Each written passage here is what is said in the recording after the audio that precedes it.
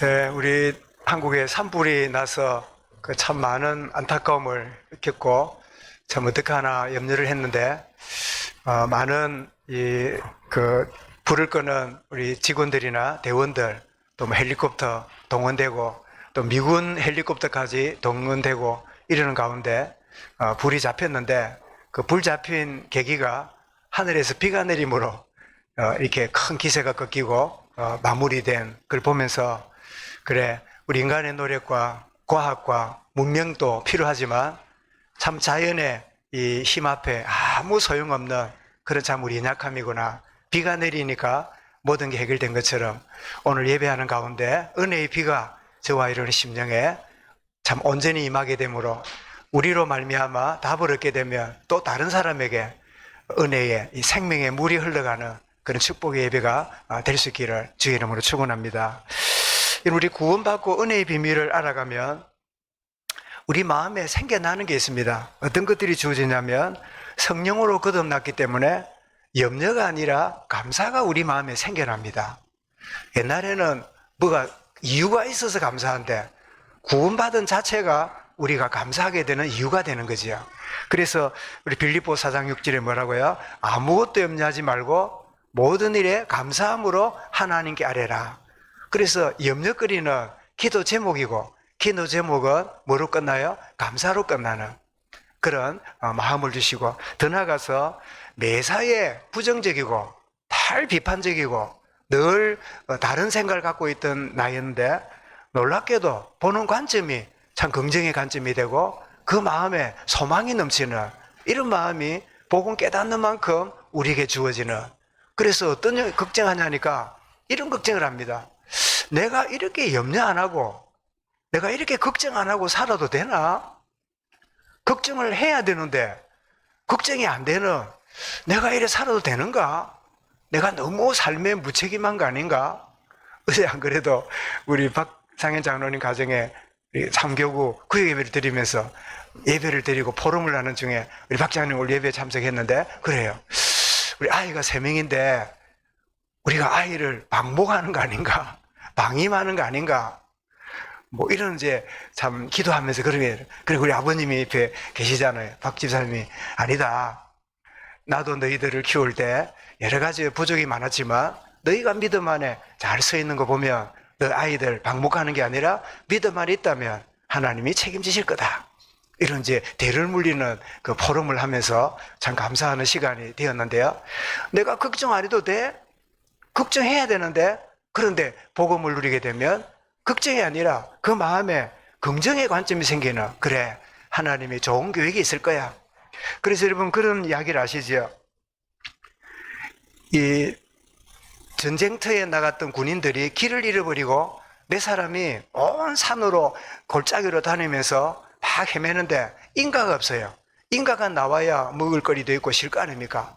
그래서 막 맨날 며칠을 헤매고 이제 거의 굶어 죽기 직전이 됐는데 지나가다 보니까 한 군인이 앞에 가더니 야 끝났다. 야 우리는 이제 절망이다. 뭐 그런지 아니까 봐라 무덤 봐라 무덤. 다 헤매다가 죽어서 묻혀있지 않냐 하면서 무덤을 쳐다보고 막 통곡을 하는 거예요. 근데 그 뒤에 있는 군인이 한 사람이 지혜로운 사람이 아니다. 무덤이 있다는 말은 누군가 묻어졌단 말 아니냐. 그러면 인가가 가까이 있다는 말이 아니냐. 그 이야기를 듣고 군인들이 힘으로 갔더니요 조금 가니까 인가가 있는 거예요. 똑같이 무덤을 쳐다보고 절망에 빠지는 사람이 있고 그것은 사람이 살고 있다는 증거다 라고 하면서 긍정의 마음이 생기는 이것이 구원받고 하나님의 은혜 속에 있는 사람에게 주어지는 우리 의지와 상관없는 주시는 은혜지요. 이러면 더 나아가서 자기중심적으로 살아가던 인생이 이제는 다른 사람을 돌아보고 섬기는 자세로 살아가게 됩니다. 그렇게 잔인하고 자기밖에 모르고 이기적인 인생이요. 하나님의 은혜 가운데 구원받고 예수 믿고 하나님의 성령의 다스림 속에 들어오면 그 인생이 남을 돌아보고 긍휼의 마음이 생기고 다른 사람을 배려하는 그런 마음으로 이거는 용기를 내거나 열심 내는 게 아니라 내면의 변화가 일어나니까 그 사람에게 이런 변화가 일어나면서 모든 관계가 다 회복되는 이런 축복을 누려가게 되는 거예요. 그래서 여러분, 전도하려고 몸부림치는 게 아니라 허락하신 복음의 비밀을 알고 은혜의 이 비밀을 누리고 있으면 모든 관계가 생명관계로 변화가 있는 거예요. 그전에는 인간관계가요, 무슨 관계예요? 거래관계예요. 손해이익으로 살았어요. 덕이 되냐 안 되냐, 손해되냐 안 되냐, 사람 사귀는 것도 덕되는 것과 안 되는 것, 이런 것 때문에 구분하고 살았는데 이제는 모든 관점이 어떻게 해요? 정말 내게 있는 하나님의 은혜가 저 사람에게 흘러가면 좋겠다, 이런 마음으로 모든 사람을 대하는 그런 자세를 갖게 되는데, 여러분, 왜 우리가 부정의 아내를 긍정을 보게 됩니까? 하나님이 합력하여 선을 누리신다 그랬잖아요. 로마서 8장 28절에. 우리가 에베소 6장 7절에도 자기 중심이 아니라 주변을 돌아보고 섬기는 자가 되는 것은 에베소 6장 7절에 뭐랬습니까? 기쁜 마음으로 섬기기를 주께 하듯 하고, 사람들을 대할 때 말이죠. 사람으로 대하는 게 아니라 주님을 대하듯이 사람을 대하고, 눈가림으로 하지 말고 사람들을 주께 대하듯 하라. 이게 뭐지요? 은혜 받고 변화된 사람만이 이런 자세를 보여주는 거지요. 오늘 이 창세기 25장 말씀을 읽게 되면서 나는 어떤 인생을 살고 있는가? 왜냐하니까 그 12장부터 우리가 계속적으로 찾아보고 있던 아브라함의 생애가 마무리되는 게 오늘 본문입니다.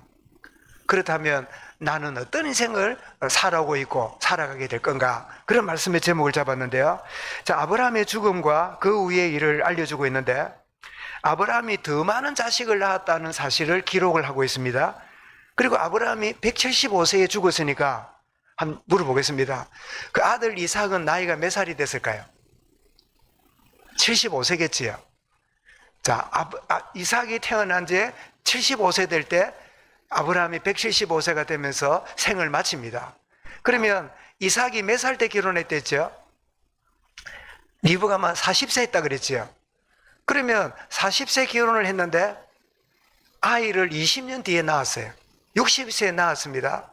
그러면 이삭이 60세에 아들을 낳았으니까 아브라함이 그 손자를 손자를 낳을 때가 160세에 손자를 봤을 거 아니에요. 그래서 에서와 야곱이 태어납니다. 쌍둥이가. 그러면 15년 동안 아브라함이 손자를 보았단 말이에요. 이해가 되시죠? 115세에 죽었다는 말이니까 160세에 아들이 자식을 낳았으니까 그 자식이 누구예요? 아브라함에게는 손자예요. 그래서 에서와 야곱을 15년 동안 돌아보는, 이삭만 보고 지낸 게 아니라 그의 후손까지도 15년 동안 보고 있는 가운데 175세에 생을 마쳤다. 그 내용이 오늘 본문의 내용인데요. 먼저 아브라함에게 자손이 많이 생겨났다는 걸 이렇게 알려주는데, 사라를 통해서가 아니라 누구지? 후처 그두라를 통해서 많은 번성함이 이렇게 일어나는데요. 이건 창세기 22장 17절 18절에 보면 너의 자손이 하늘의 별처럼 바다의 모래처럼 번성케 하겠다 하는 그런 말씀을 생각하게 되는데, 문제는 약속의 자녀가 아니라 후친 거 보니까 육신의 자녀잖아요. 이런 자녀들이 태어난 거를 제 같으면 성경에 기록 안 하면 좋겠어요. 그죠? 아브라함이 생애 마치는데 이 후처로 말미암아 6명의 자녀가 나고 이름을 보니까 나중에 이스라엘의 큰 원수들이 돼요. 이 아라비아에 있는 중동 지역에 이 아수르라든지 이게 나중에 북이스라엘을 멸망시키는 나라가 되고 그러잖아요. 그러면 이거 기록 안 하고 넘어가면 좋겠는데 성경이 그냥 아무 가감 없이 기록해요. 왜냐하면 성경은 있는 그대로 기록하는 거지 미화시키는 게 아닌 책이기 때문이죠. 히브리서 11장 12절에 보면 아브라함을 두고 뭐라고 말하느냐? 죽은 자와 같이 다름없는 자라. 죽은 자와 같이 생산하지 못하는 그런 자라. 그렇게 기록이 되어 있거든요.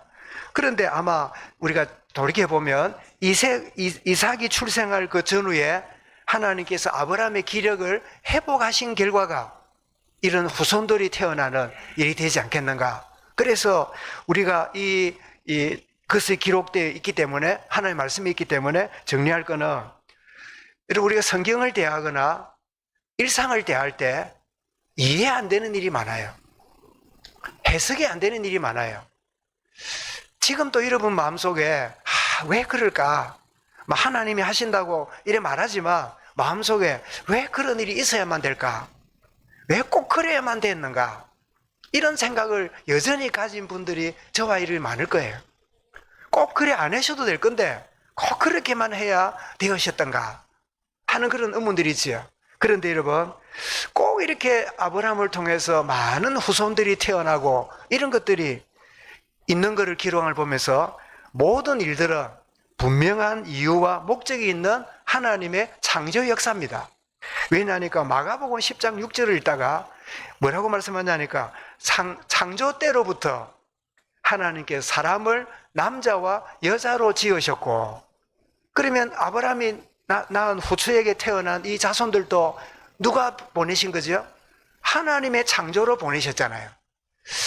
여러분 참 불편한 일인지 모르겠는데 혹시 여러분 저와 여러분 가운데 우리 왜 본처가 있고 후처가 있고 옛날 우리 집안 사정이 그런 경우 있잖아요.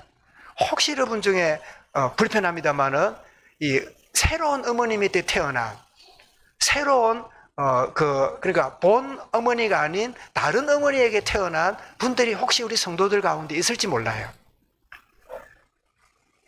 그것이 여러분 때로는 상처가 될 수 있잖아요. 때로는 왜 나는 그렇게 태어났지? 왜 나는 이 땅에 그렇게 태어나서 그렇게 했을까? 또 혹시 내가 부모님 밑에 사랑받고 자랐는데 어느 날 보니까 부모님이 이렇게 사랑으로 키워주고 하는데 어느 날 보니까 집안에 어떤 사람이 네 양자로 들어왔다. 네 그때 양자로 되는 거 네 아나? 너무 솔직한 것도 잘이라. 그 친척들 만나면 그런 소리를 해요. 혹시 어머니 아버지가 말인 줄 알고 네 양자로 태어났는데 그래도 어머니 아버지가 네를 낳은 자식보다 훨씬 사랑하고, 이런 이야기를 들을 때 본인은 그래요, 너무 감사합니다, 이런 경우가 많을까요? 내 출생의 비밀이 그랬다고 하고 낙심하는 경우가 많을까요? 전자일까요, 후자일까요? 대부분은 후자가 되겠지요. 왜 나는 이렇게 태어나? 그러면 내 엄마 아빠가 누구지? 나는 버림받은 존재 아닌가? 그런데 여러분 더 중요한 거는 하나님이 나를 태어나게 하셨다는 거예요. 여러분 하나님 관점에서 보지 않으면 해석이 안 돼요. 왜 나는 이렇게 태어났지? 왜 나는 이런 형태로 내가 이 땅에 존재해야 돼? 이렇게 내 상식과 지식을 가지고 해석하면 해석이 안 돼요. 그러나 중요한 거는 하나님이 창조로부터 남자와 여자를 태어나게 하시고 모든 인생을 하나님의 계획이 있어서 태어나게 하시는 거예요. 그래서 여러분 나중에 우리 볼지 모르겠습니다만은 여러분 나옴이라는 여자가 남편과 두 아들을 데리고 모압 땅에 가서 남편 죽고 두 아들 죽고 며느리 둘만 남아서 너것도 고향으로 너그 신에게 돌아가라, 나는 이제 베들레헴으로 돌아가겠다 이랬는데, 키놓고 작은 며느리는 빠이빠이 하고 떠났는데 큰 며느리 누굽니까? 룻이 끝까지 따라온다는 거예요. 그 여인이 누구지요? 모압 여자잖아요. 여러분, 하나님이 그 약속의 자녀가 아니라 육신의 자녀로 태어났네 나는. 그러니까 마음껏 하나님 저주하고 살아야지. 아니요. 그렇게 태어났을지라도 하나님은 모든 인생을 구원하기 원하세요. 그래서 여러분 모압 여자였던 룻이 결단하고 믿음의 대일에 들어오잖아요. 나는 불신앙 집에 태어나고 이렇게 태어났기 때문에 세상 원망하며 사는 게 당연해. 그렇게 살아가는 것도 내 책임이에요. 내 결단이에요. 그런데 나는 이런 불우한 가운데 이런 여러 가지 어려움 가운데 이 땅에 왔지만 그런 나를 하나님이 나를 사랑하신다. 하나님이 세상을 이처럼 사랑하사 독생자를 주어서 믿는 자는 멸망치 않고 구원을 주시는. 그래서 여러분 우리 주변에 보면 믿는 가정이나 좋은 배경에서 신앙생활 하는 분들도 많지만요, 전혀 배경이 아닌 완전히 절간에 무당 자녀로 무당 집안으로 완전히 그런 가운데요 구원받고 들어와서 하나님의 은혜 속에 귀하게 쓰임받는 인생이 많잖아요. 그래서 나는 왜 이렇게 태어났지? 왜 이런 환경에 태어났지? 나는 왜 이런 가정과 가문에 태어났지가 아니라 그럼에도 불구하고 태어나게 하신 하나님 은혜와 사랑을 하나님 베푸신다. 이게 하나님의 관점에서 서게 되면 여기 나오는 이름들이 나는 약속의 자녀가 아니네. 우리 부모님은 버림받은 가운데 어쩌다가 태어났네. 그러니까 나는 하나님 모르도 돼. 그럴 리가 없는 거예요. 하나님 모든 인생을 보내셨다는 말은 하나님의 구원의 대상이고 사랑의 대상이지요.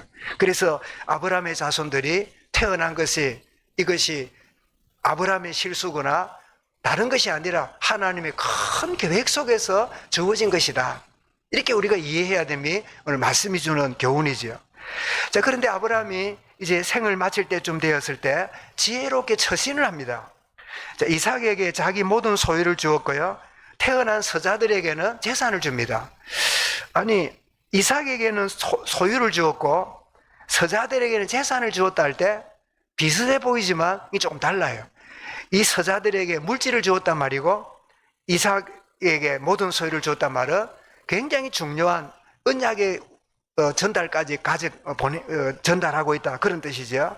그래서 그들이 이제는 재산을 가지고 이삭과 함께 동거하지 않고 동방 땅으로, 지금의 아라비아 땅입니다, 아라비아 땅으로 떨어져서 살도록, 왜냐하니까 이렇게 충돌하지 않고 이렇게 갈등하지 않도록.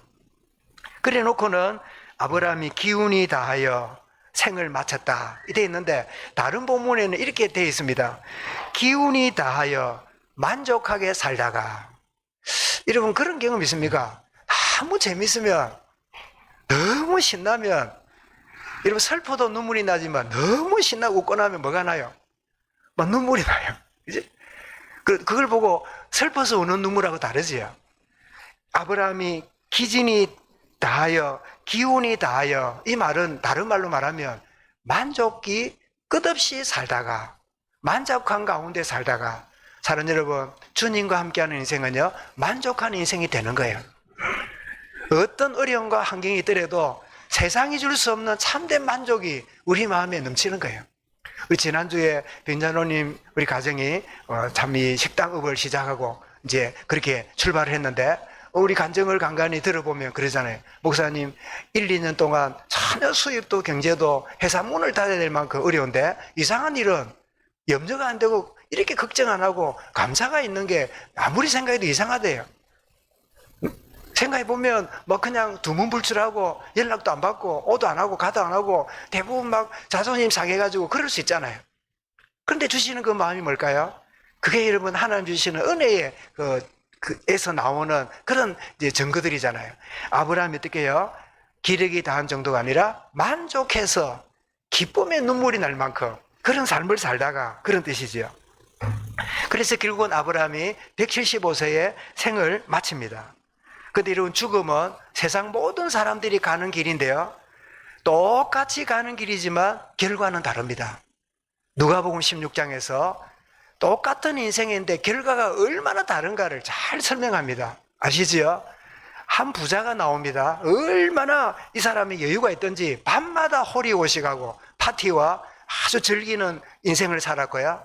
마침 그 대문간에는 거지라고 한 사람이, 그 나사로라는 이름을 가진 사람인데, 이 사람이 그 부잣집 대문간에 있으면서 이렇게 사는 대조적인 사람이에요. 눈에 보이기에는 부자였고 눈에 보이기에 이 사람은 가난한 가난뱅이에요. 그런데 영적으로 달랐어요. 이 부자는 다 가졌지만 진짜 중요한 한 가지를 못 가졌어요. 그게 뭐죠? 하나님도 구원도 예수 그리스도가 없었어요. 이런 이 땅에 다 가졌는데 예수 그리스도 없어서 불행하게 사는 인생이 얼마나 많은지 몰라요. 이 땅에 모든 걸 다 가졌지만 진짜 중요한 걸 놓쳤어요. 그런데 이 거지 나사로는 모든 것 없지만 딱 중요한 거 한 가지 가졌어요.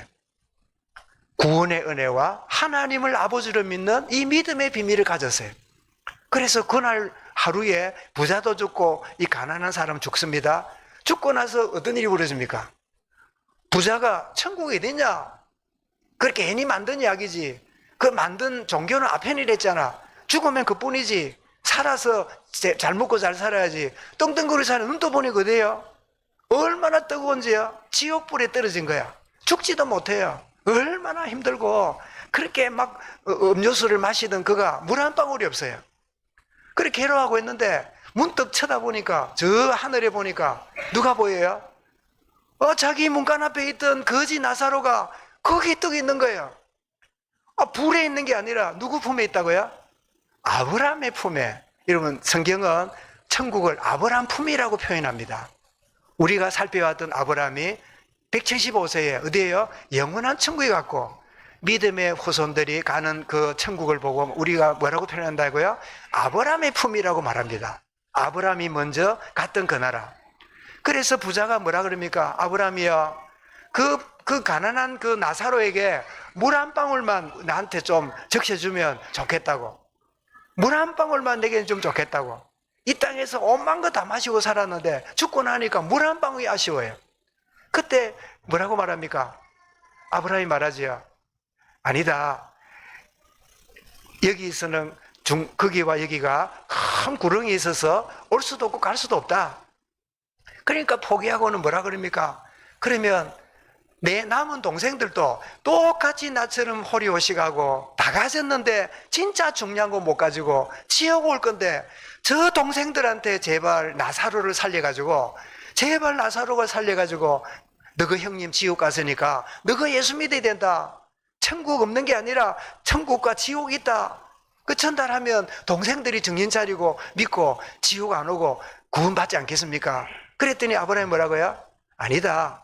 너희 동생 주변에 교회도 있고 전도자들이 다 있어서 그들 말을 듣지 않으면 나사로가 죽었다가 살아와서 말해도 안 듣는다. 그때 간증보다는 복음이 사람을 살리는구나 하는 사실을 여기서 깨닫게 하지요. 여러분, 사람이 똑같이 살다가 다 생을 떠납니다. 그러나 떠난 다음에는 결과가 너무 달라요. 영원한 하나님 나라 아브라함 품이 있는가 하면 영원한 뜨거운 불못이 있는 자리에 들어가지요. 그래서 여러분, 아브라함은 영원한 하나님의 품에 가게 되는데 그 사실은 요한복음 3장 16절처럼 뭐라고요? 하나님이 세상을 이처럼 사랑하사 독생자를 주셨으니 이는 저를 뭐라고요? 믿는 자는 멸망치 않고 영생을 얻게 하려 하심이라. 예수 믿고 잘 살면 아닙니다. 잘 믿고 노력하면 아닙니다. 주님이 나를 위하여 십자가의 모든 죄를 해결하시고 나의 모든 죄악의 모든 이 근원을 해결하시고 대신 죽으심으로 그 공로로 한 예수 믿고 구원받는 은혜로 내가 구원받았구나. 이 사실 인정하면 어떻게 해요? 멸망치 않고 영생을 얻게 하려 하심이라. 이 사실을 말씀하고 있죠. 혹시 여러분 예배 가운데 있지만 오랫동안 교회를 다니고 있지만 진짜 예수님이 나의 구원자고 믿음으로 구원받는 비밀이 확인되지 않고 고백되지 않는 분이 있다면 이 시간에 구원의 자리에 들어오는 복된 은혜의 축복을 누리는 시간이 되기를 주의 이름으로 축원합니다. 왜냐하면 저는 어머니 모텔부터 교회를 다녔어요. 중학교 들어가면서 수요일 예배도 빠지면 안 되는 줄 알고 참석했어요.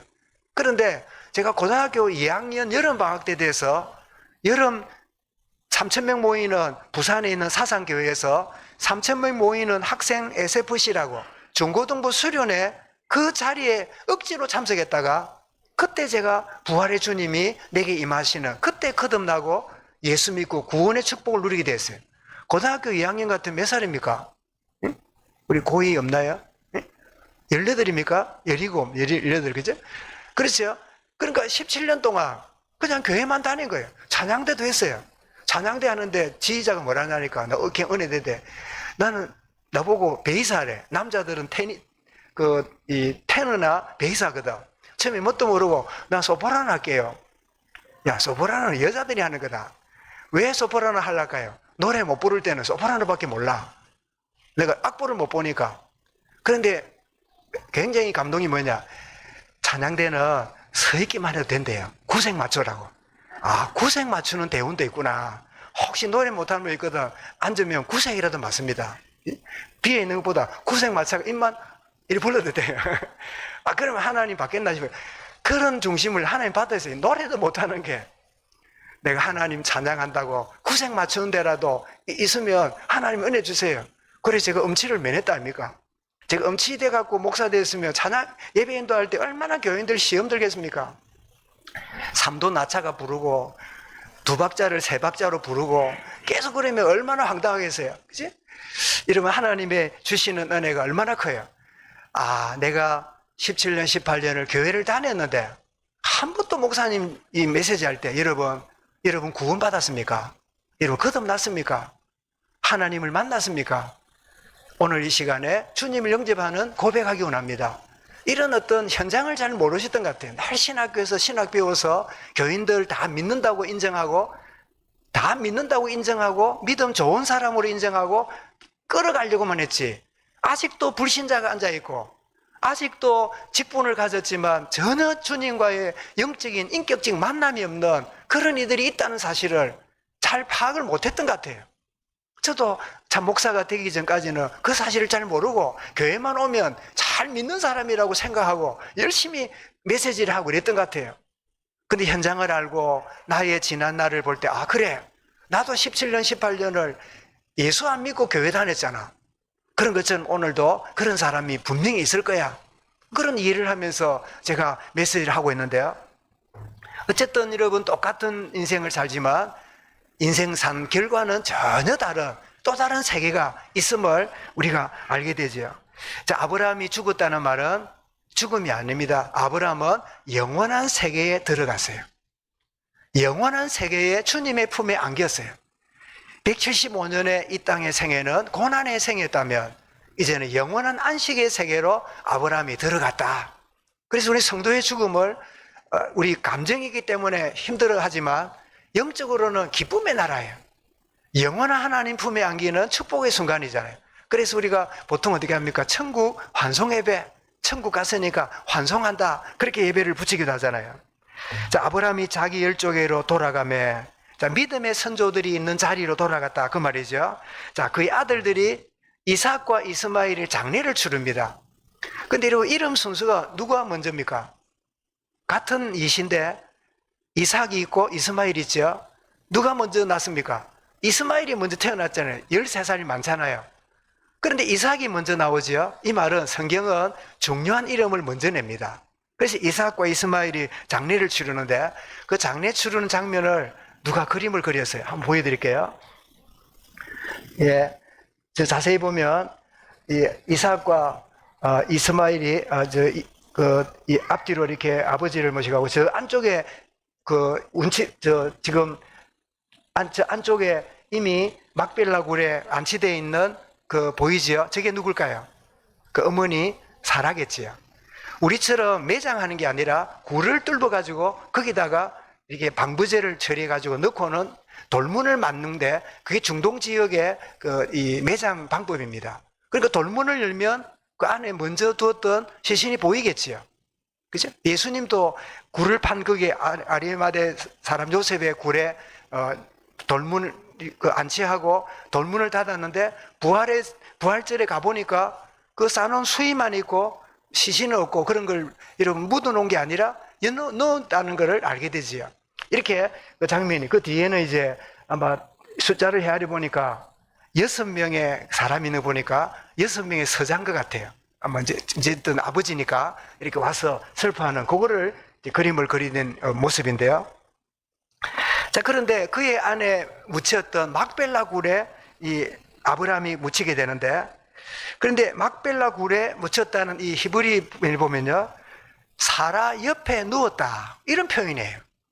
사라가 먼저 그 막벨라 굴에 안치되어 있고 거기에 이제 아브라함이 이제 죽어서 옆에 안치되는 걸 보게 되는데, 옆에 누웠더라 하는 거 보게 되는데, 그래서 여러분 이스라엘 백성들이 아브라함을 믿음의 조상으로 그들의 선조로 생각하잖아요.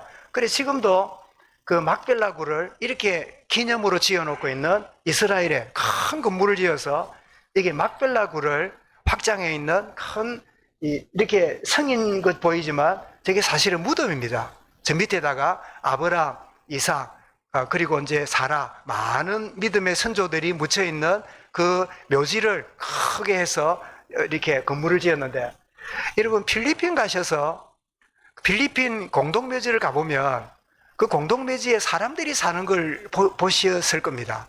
그 사람들이 먹고 살아요. 그런데 그 필리핀의 무덤이 보면 이것보다는 작지만은 좀 자그마한 아파트처럼 지어놨어요. 그게 보니까 무덤이에요. 무덤 위에 살고 무덤 옆에 살고 막 그렇게 살아요.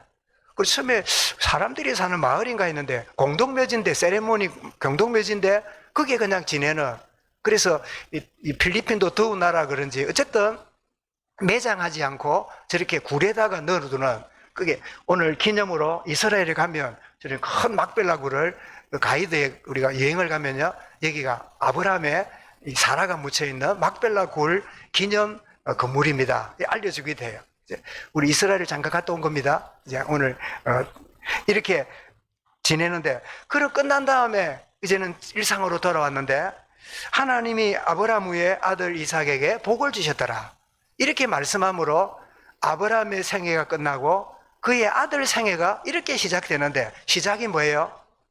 시작이 약속의 때에 태어났고 아버지가 돌아가신 다음에 그의 생애도 무슨 시작이에요? 하나님의 복으로 시작되는. 사랑하는 여러분, 여러분의 자녀가 하나님의 언약과 복으로 시작하고 있음을 믿으시길 바랍니다. 아이고, 얘가 잘 되겠나? 이래가 되겠나? 여러분, 그런 생각이 아니라 그럼에도 불구하고 하나님의 언약과 복으로 우리 후대들을 인도하신다. 그래서 장례를 끝난 다음에 이 이삭이 어디 왔냐? 브엘 라헤 로이. 브엘 이러니까 뭐 생각납니까? 브엘세바 생각나죠? 브엘이란 말은 우물이라, 우물. 그러면 라헤로이가 뭐냐? 나를 돌보시는 하나님의 은혜의 우물, 이 말이에요. 그러니까 이 브엘 라헤로이에 거주했다는 말은 나를 보살피고 돌보시는 하나님의 은혜 속에 그가 거했다, 이런 의미가 이 우물의 이름을 가지고 이렇게 우리에게 의미를 주는 거죠. 여러분, 아브라함이 많은 약점과 허물이 많았잖아요. 아브라함이 여러 허물들이 많은 그런 사람이었잖아요. 그런데 그럼에도 불구하고 그는 하나님의 은혜로 사는 사람이고, 그래서 아브라함을 보고 뭐라고 말하냐? 로마서 4장 16절에서 이 아브라함을 이렇게 설명합니다. 뭐라고 설명하냐니까, 아브라함은 모든 믿는 믿음의 조상이라. 이게 누구 표현이에요? 이게 전도자 바울의 표현이에요. 허물 많고 연약한 인생이었지만 모든 믿는 사람들의 믿음의 조상으로 살았던 사람이 누구냐? 아브라함이라는 거예요. 사랑하는 여러분, 저와 여러분들은 윤리도덕적인 눈으로 나를 보고 내 주변을 봅니다. 저거는 뭐 이렇고 나는 이렇고 막 저렇고 이런 쪽으로 보는 게, 이게 우리가 가지고 있는 모든 상식적인 일이고 우리의 세상적인 눈이에요. 근데 하나님의 눈은 달라요. 아브라함은 허물도 있었고 약점도 많았고 결코 모범적인 사람이 될 수 없어요. 많은 우리 메시지를 아브라함처럼 믿으라고, 아브라함처럼 모범을 삼으라고 이러는데 결코 아브라함은 우리의 모범이 될 수가 없어요. 결코 따라갈 수 없는 허물이 많은 사람이에요. 그런데 성경은 말합니다. 모든 믿는 자의 믿음의 조상이 되었다. 사랑하는 성도 여러분, 허물 많은 저와 여러분이지만 그럼에도 불구하고 우리 아버님이, 우리 할아버지가 우리 윗대에 이런 믿음을 가져다 준 축복의 우리 가문이다. 우리도 이 믿음의 약속을 붙잡고 부끄럽지 않게 언약의 약속 붙잡고 달려가자. 우리 후대들이 잡아야 될 그런 부분이죠. 여러분, 자녀된 여러분, 부모님을 쳐다볼 때 여러 윤리 도덕적인 관점을 보면 그렇게 썩 존경하거나 뭐 자랑하거나 그렇지 않을 수 있어요. 그러나 그럼에도 불구하고 이 믿음의 대리 있게 하고 함께 기도의 좋은 배경이 되고 있는 이 부모님 주신 하나님께 감사하다. 여러분, 이런 마음이 여러분의 마음이 있다면 그것이 하나님이 주시는 마음이 되는 거예요. 정말 내가 잘해줬기 때문에 부모님이 감사하고 못해줬기 때문에 부모님 뭐 이상한 부모가 아니라, 그럼에도 불구하고 하나님 부모를 통해서 내가 이 땅에 태어났고 믿음의 배경이 있게 된 걸 얼마나 감사한지, 여러분 여기에 대한 고백이 되면 그게 하나님 원하시는 거고, 그게 우리 세상적으로 볼 때 뭐죠? 효녀의 효자가 되는 거지요. 뭐 이왕 말씀 나이 그러는데 박 기사님 자주 그러십니다. 우리 아이들 키울 때 내가 결혼할 때도 부주 한 번 못 볼 때는 참 어려울 때인데, 그런데도 이 녀석들이 나를 원망하고 불평 안 하고 그렇게 철저히 나를 돌아보고 나를 이렇게 하는 게 너무 부끄럽고 미안하다고. 저 그 이야기 들을 때마다 여러분 참 훌륭한 자녀, 훌륭한 부모님들이다. 서로 미안해하고 참 제대로 못해줘서 늘 모자라게 생각하고 그런 마음이야. 그게 하나님 주신 은혜의 마음이잖아요. 그렇죠? 하나의 은혜의 마음이잖아요. 허물 많은 아브라함과 부족했지만 믿음의 조상으로 세운 것처럼 저와 여러분들이 여러분 가문과 여러분 후대에게 믿음의 조상으로 여러분 부름받는 축복의 자리에 들어왔음을 감사하고 인도받는 은혜가 있기를 바랍니다. 여러분 결론입니다. 이런 한 번 살다가 언젠가는 떠나야 될 인생이잖아요. 그러면 제가 이렇게 정리를 해보았습니다. 구원받기 전에 나의 인생은 어떤 인생이었는가? 성경은 이렇게 말씀합니다. 한번 읽어볼까요? 에베소서 2장 1절 우리 아브라함이 먼저 건의부터 할까요? 너희 후손이 하늘의 별처럼 땅의 모래처럼 주겠다 하고 하나님 주시는 약속을 바라봤잖아요. 그랬던 아브라함이 생을 끝나고 나서 이런 그림을 우리가 보여줍니다. 다음 보겠습니다. 이게 뭘까요? 이거는 이제는 아브라함이 등을 쥐고 있는 표현인데 저렇게 바라봤던 하늘의 별을 바라보다가 아브라함이 생을 마치는 모습입니다. 우리 하나님이 주셨던 약속을 붙잡고 살았던 아브라함이 이제 영원한 하나님 나라에 들어가는 그 뒷모습을 보여주므로 저런 생애를 마쳤구나. 그런 생각이 들면서 사랑 여러분, 저와 여러분들도 생을 마칠 때에 저런 그림의 주인공이 되기 바랍니다. 하나님의 약속을 붙잡고 있던 나에게 이런 축복을 주셨고 그 약속의 나라에 들어가는 걸 보게 되는데, 그래서 구원받기 이전에 나는 어떤 생애였는가? 자, 에베소 2장 1절을 읽어보겠습니다. 시작. 그는 허물과 죄로 죽었던 너희를 살리셨도다. 우리가 어떤 상태라고요? 허물과 죄로 죽었던 상태였어요. 또 어떤 상태입니까? 에베소 2장 3절입니다. 에베소 2장 3절. 자, 읽어보겠습니다. 시작. 전에는 우리도 그 가운데서 육체의 욕심을 따라 지내며 육체와 마음에 원하는 것을 하여 다른 일같이 본질상 진노의 자녀였더니, 구원받기 전에 우리는 뭐예요? 구원은 그냥 진노의 자녀였어요. 그리고 에베소 2장 5절 읽어보겠습니다. 허물로 죽었던 우리를 그리스도와 함께 살리셨고 너희는 은혜로 구원을 받은 것이라.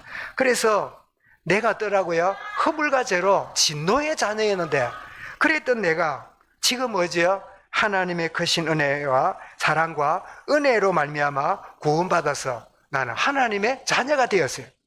그래서 여러분, 에베소 2장 우리 4절부터 다시 한번 볼까요? 에베소 2장 4절 같이 읽어보겠습니다. 시작. 긍휼이 풍성하신 하나님이 우리를 사랑하시 그 큰 사랑을 인하여, 하나님의 크신 사랑을 인하여, 다시 5절을 볼까요? 허물로 죽은 우리를 그리스도와 함께 살리셨고 너희는 은혜로 구원을 받은 것이라. 그러면서 8절에 이렇게 말합니다. 8절을 같이 읽어보겠습니다. 시작. 너희는 그 은혜에 의하여 믿음으로 말미암아 구원을 받았으니 이것은 너희에게 난 것이 아니요 하나님의 선물이라. 이런 구원은, 종교는 노력으로 대가로 구원받으려고 그래요. 그러나 복음은 하나님의 선물로 구원받는 거예요.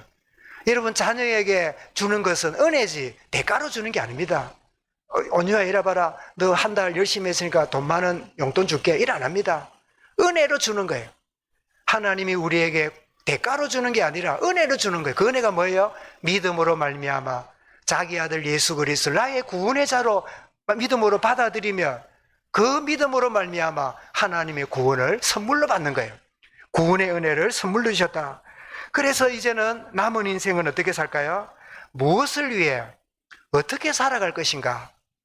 많은 사람들이 이런 고민에 빠져서 성공해놓고도 허무하게 사는 인생들이 많아요. 우리는 그렇지 않습니다. 요한복음 6장 28절 29절 읽어볼까요? 그들이 묻되 우리가 어떻게 하여야 하나님의 일을 하려오리까? 어떻게 하나님을 하려오리까 그러죠? 주님 이렇게 답하십니다. 29절입니다. 시작. 예수께서 대답하여 이르시되 하나님께서 보내신 이를 믿는 것이 하나님의 일이니라 하시니. 아니, 하나님을 위하여 뭘 해야 되는 거 아닙니까? 그랬더니 뭐라고요? 하나님께서 보내신 이가 누굽니까? 예수 그리스도지요? 그분을 믿는 게 하나님의 일이래. 그 말이 뭘까요? 그분이 내 주인이 되시면 나를 통해서 일하시기 때문에요. 주님 가만 계세요. 내가 주님 위해서 일할게요. 주님을 위해서 노력할게요. 주님을 위해서 헌신할게요. 맞는 말처럼 보이지만요, 그게 종교가 돼버려요. 주님이 나를 통해서 일하시는 거예요. 주님이 내 인생의 주인이십니다. 나를 통하여 역사하여 주옵소서. 내가 여기 있사오니 나를 사용하여 주옵소서. 그것이 바로 주님이 나를 통하여 하나님이 일을 해가시는 거죠. 여러분 더 나가서 에베소서 5장 15절 16절입니다. 자, 같이 읽어보겠습니다. 시작. 그런즉 너희가 어떻게 행할지를 자세히 주의하여 지혜 없는 자 같지 말고 오직 지혜 있는 자여. 자, 16절입니다. 세월을 아끼라 때가 악하니라. 세월을 아끼라 때가 악하니라. 이 말은 세월은 흘러간다는 거예요. 그렇다면 여러분, 언젠가 하지 말고 지금, 하나님은 지금을 중요시하는 거예요. 여러분, 지금 이 시간 옆에 있는 분, 여러분이 주어진 일, 그게 하나님의 최고의 축복의 현장입니다. 아이고, 이거 싫고 언젠가는 좋은 거, 아이고 막 이런 인생 싫고 언젠가는 더 좋은 거, 그게 아니에요. 지금 내게 가까이 있는 거, 내 옆에 있는 거, 내 손에 주어진 거, 이것이 하나님의 최고의 축복이다. 여러분, 나는 어떤 생을 살고 있습니까? 후회 가운데 있다면 주의 은혜 가운데 생각을 바꾸시기 바랍니다. 미래를 쳐다보고 언젠가는 하고 있다면 여러분 생각을 바꾸시고 지금이다. 지금 내게 주어진 거, 내게 주어진 대로 하나님 은혜 가운데 살아가는, 축복을 누려가는, 하나님 언젠가는 한번 떠나야 될 인생인데 아브라함처럼 믿음으로 만족하게 살다가 주님 앞에 서고 우리 후대들에게 언약을 전달해 놓고 주님 앞에서는 그런 인생으로 내 삶이 인도받게 해 주옵소서. 그런 축복 가운데 생애를 살아가는 은혜와 축복이 있기를 주님의 이름으로 축원합니다. 기도하겠습니다.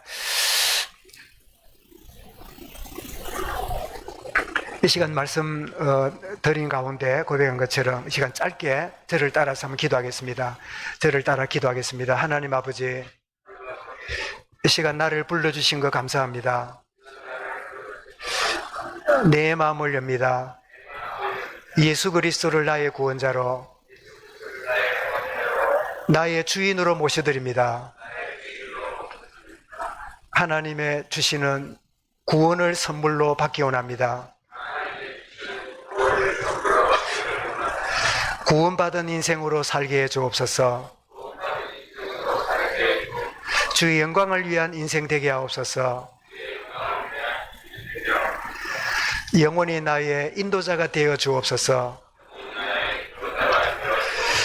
주님 감사합니다. 아브라함이 175년의 생애를 살았지만 그 생애는 만족한 인생이었고 은혜 가운데 살았고 언약의 후대를 남기는 인생이었는데, 동일한 인생 살아가는 우리 모든 성도들, 모든 하나님의 자녀들이 어떤 생애를 살아왔고 어떤 생애를 살아갈지를 오늘 말씀을 통하여 진지하게 점검하며 내 남은 인생 후회하지 않으며 또 미래에 핑계대지 않으며 지금 주어진 거, 내 옆에 있는 거, 내게 주어진 것을 소중히 여기며 승리하며 나가겠습니다.